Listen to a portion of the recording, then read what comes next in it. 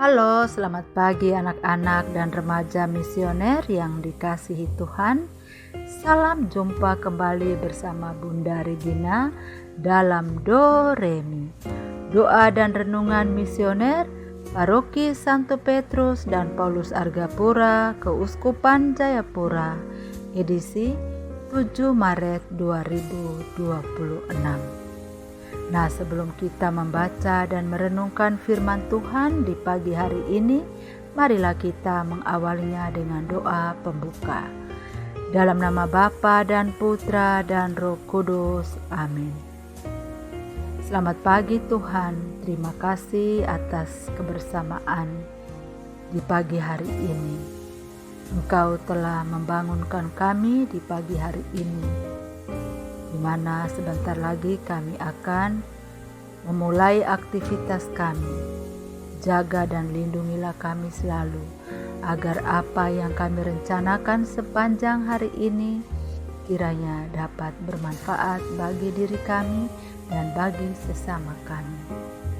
Tuhan, sebentar lagi kami akan mendengarkan sebagian dari firman-Mu yang diambil dari Injil Matius pasal 23 ayat 1 sampai dengan 12, di mana Yesus mengecam ahli-ahli Taurat dan orang-orang Farisi.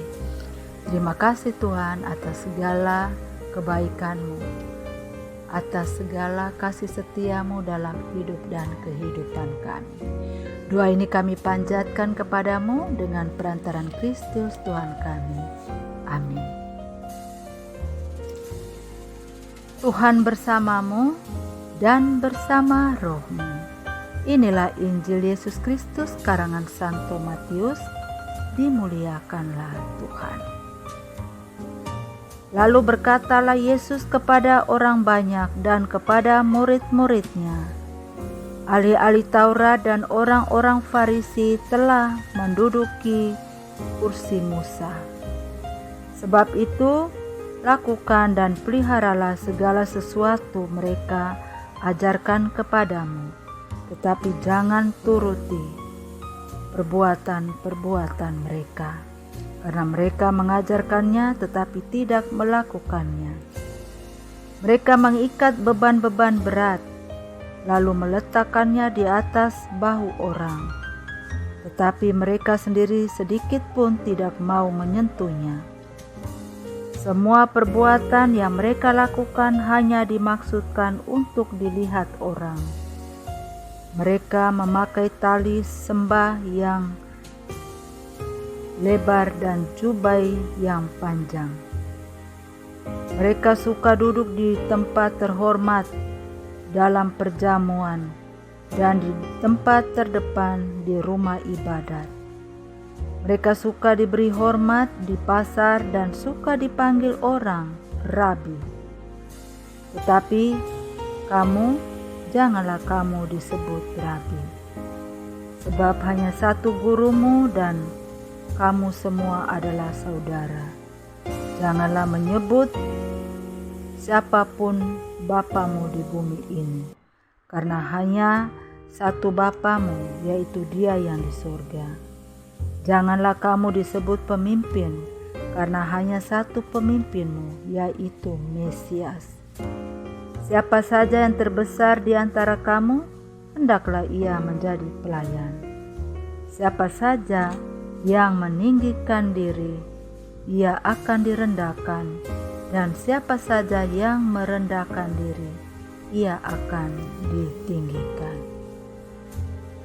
Demikianlah sabda Tuhan, terpujilah Kristus. Anak-anak dan remaja misioner yang dikasihi Tuhan, dalam Injil hari ini diceritakan bahwa Yesus memanggil seorang pemungut cukai bernama Lewi. Pada zaman itu, pemungut cukai bukanlah prosesi yang dihormati. Mereka sering dianggap sebagai pengkhianat bangsa karena bekerja untuk pemerintah Romawi yang menjajah Israel. Selain itu, banyak pemungut cukai memungut pajak lebih dari yang seharusnya, sehingga mereka dikenal sebagai orang yang tidak jujur dan sering menindas rakyat. Karena itu, masyarakat Yahudi memandang mereka sebagai orang berdosa dan menghindari mereka. Mereka tidak dihormati, bahkan sering dijauhi dalam kehidupan sosial dan religius. Namun Yesus justru melakukan sesuatu yang berbeda. Ketika ia melihat Lewi duduk di rumah cukai, Yesus berkata kepadanya, "Ikutlah aku." Tanpa banyak pertanyaan atau keraguan, Lewi segera bangkit, meninggalkan pekerjaannya dan mengikuti Yesus. Tindakan Lewi ini menunjukkan sesuatu yang sangat penting. Panggilan Tuhan mampu mengubah hidup seseorang secara total. Ia meninggalkan sumber penghasilannya, meninggalkan kehidupannya yang lama, dan memilih mengikuti Yesus.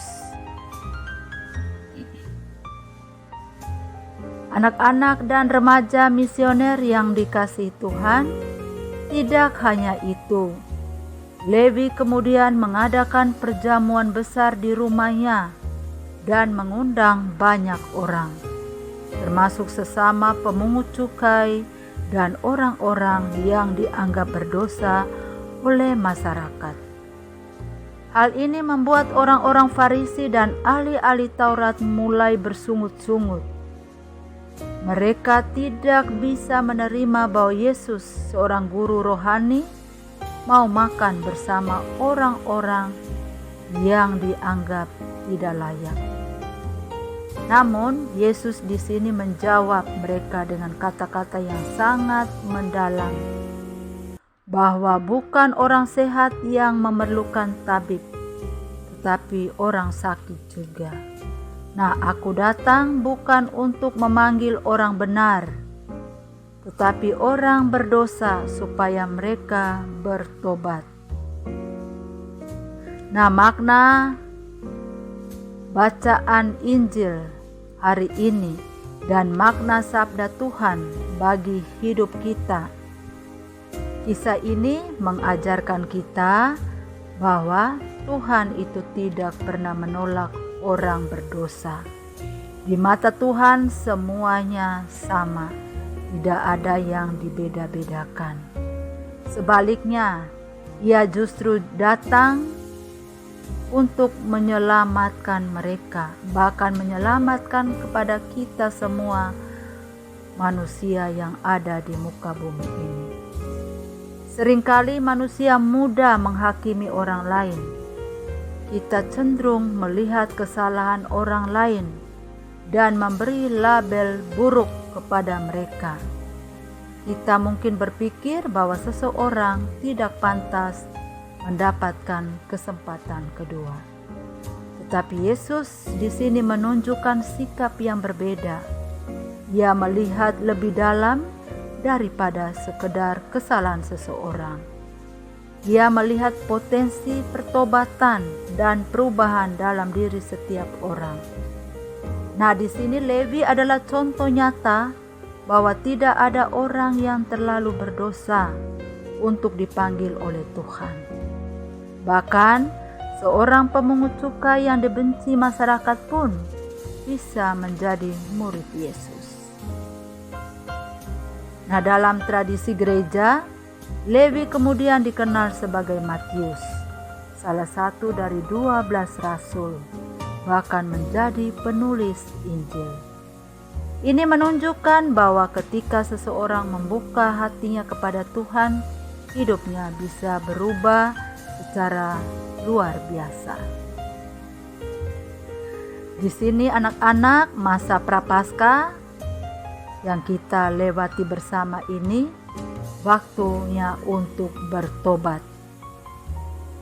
Kita sedang berada dalam masa Prapaskah, yaitu masa khusus dalam gereja Katolik untuk pertobatan, pembaruan hidup, dan kembali kepada Tuhan.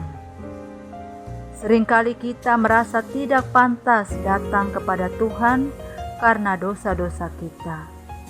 Kita mungkin berpikir, saya sudah terlalu banyak melakukan kesalahan.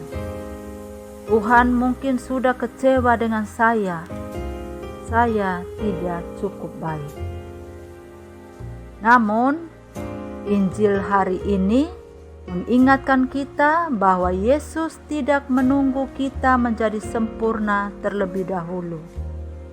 Justru karena kita lemah, karena kita manusia berdosa, maka kita membutuhkan Tuhan di sini. Yesus seperti seorang dokter yang datang untuk menyembuhkan orang sakit.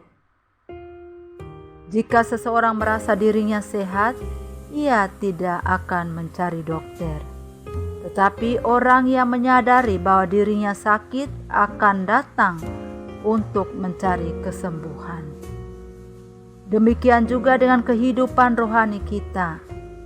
Kita menyadari kelemahan dan dosa kita. Kita akan terdorong untuk kembali kepada Tuhan. Belajar dari sikap Lewi ya. Ada beberapa sikap Lewi yang bisa kita teladani. Yang pertama, mendengar panggilan Tuhan. Lewi ini sangat peka terhadap panggilan Yesus. Ketika Yesus memanggilnya, ia tidak pernah mengabaikan panggilan itu. Tuhan juga memanggil kita dalam kehidupan kita sehari-hari. Melalui doa kita, melalui sabda Tuhan, melalui nasihat orang tua, guru, atau melalui pengalaman hidup kita.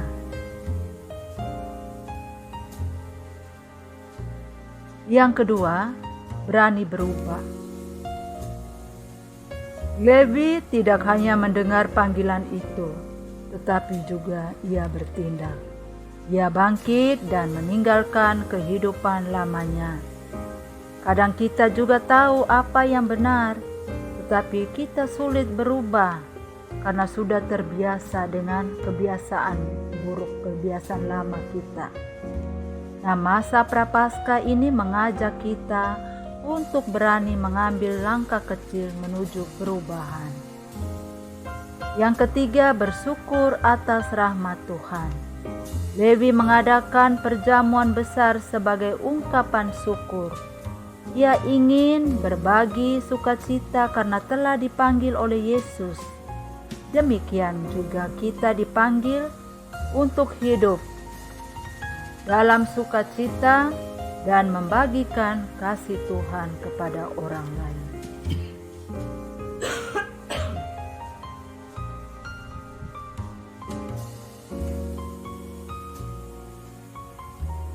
Terima kasih Tuhan atas segala penyertaan-Mu, atas segala bimbingan kasih setia-Mu dalam hidup dan kehidupan kami. Semoga kami, anak-anak-Mu, mampu setia atas panggilan kasih setia-Mu dalam hidup dan kehidupan kami. Semoga renungan singkat ini dapat menjadi kekuatan baru, semangat baru, dan tetap semangat dalam setiap perjalanan hidup ini.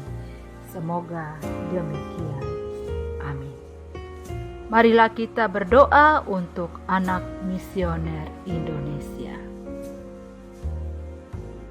Tuhan Yesus, Engkau diutus Bapa menjadi berkat bagi dunia, menjadi selamat bagi manusia. Utuslah kami anak-anak-Mu di Indonesia untuk menjadi sahabat yang kuat bagi yang lemah, sahabat yang rela berkorban bagi yang menderita payah, sahabat penghibur bagi yang sakit dan gelisah. Tuhan Yesus, kami pun ingin menjadi utusan-utusan kecil-Mu, teman setia bagi yang tersingkir terlantarkan, teman bicara bagi yang kesepian terlupakan, sobat yang gembira bagi yang sedih dan susah, sobat penuh penghargaan bagi yang tak dicintai. Tuhan Yesus, utuslah kami kini dengan bantuan Roh Kudus-Mu, menjadi garam dan ragi yang baik, menjadi terang dan obor yang cemerlang, membawa kegembiraan dan pengharapan. Tuhan Yesus, kuduskanlah badanku dan sucikanlah jiwaku. Kupersembahkan diriku padamu hari ini. Berkatilah semua anak dimanapun juga, berkatilah semua orang yang kami jumpai, siapapun juga. Amin. Bapa kami yang ada di surga, dimuliakanlah namamu, datanglah kerajaanmu, jadilah kehendakmu di atas bumi seperti di dalam surga. Berilah kami rejeki pada hari ini dan ampunilah kesalahan kami, seperti kami pun mengampuni yang bersalah kepada kami. Dan janganlah masukkan kami ke dalam pencobaan, tetapi bebaskanlah kami dari yang jahat. Amin. Salam Maria, penuh rahmat, Tuhan sertamu. Terpujilah engkau di antara wanita, dan terpujilah buah tubuhmu Yesus. Santa Maria, Bunda Allah, doakanlah kami yang berdosa ini, sekarang dan waktu kami mati. Amin. Kemuliaan kepada Bapa dan Putra dan Roh Kudus, seperti pada permulaan, sekarang, selalu, dan sepanjang segala abad. Amin. Sampai ketemu di lain kesempatan. Selamat pagi, selamat beraktivitas. Tuhan Yesus memberkati kita dalam setiap langkah hidup kita. Semoga demikian. Amin. Dalam nama Bapa dan Putra dan Roh Kudus. Amin.